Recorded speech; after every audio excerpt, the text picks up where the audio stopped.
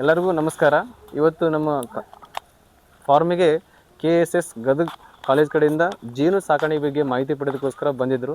ಈಗ ಆಲ್ರೆಡಿ ಜೇನು ಸಾಕಾಣಿಕೆ ಬಗ್ಗೆ ಮಾಹಿತಿಯನ್ನು ಕೊಟ್ಟಿದ್ದೀನಿ.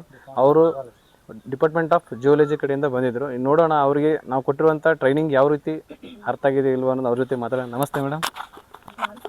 ಯಾವ ರೀತಿ ಅನ್ನಿಸ್ತು ನಿಮಗೆ ಈ ಟ್ರೈನಿಂಗ್ ಬಗ್ಗೆ, ನಿಮಗೆ ಜೇನು ಸಾಕಾಣಿಕೆ ಬಗ್ಗೆ? Good afternoon. ಏನಂದ್ರೆ ನಮ್ಮ ಕಾಲೇಜ್ ಒಳಗೆ ಇದು ಝುವಾಲಜಿ ಒಳಗೆ ಸೆಕ್ಸ್ ಸಬ್ಜೆಕ್ಟ್ ಅಂತ ಇರೋದ್ರಿಂದ ನಮ್ಗೆ ಇಲ್ಲಿ ಬರೋದೊಂದು ಅವಕಾಶ ಸಿಕ್ತು. ಫಸ್ಟ್ ಜೇನುಹುಳ ಅಂದ ತಕ್ಷಣ ಏನು ಅನ್ಕೊಂತೀವಿ ಅಂತಂದ್ರೆ ಅವು ಕಡಿತಾವ, ಆಮೇಲೆ ದೂರದಿಂದ ನಾವು ಅದನ್ನು ಡಿಸ್ಟೆನ್ಸ್ ಮೇಂಟೈನ್ ಮಾಡ್ತೀವಿ ಫಸ್ಟ್ ಜೇನುಹುಳ ಅಂತಂದ್ರೆ.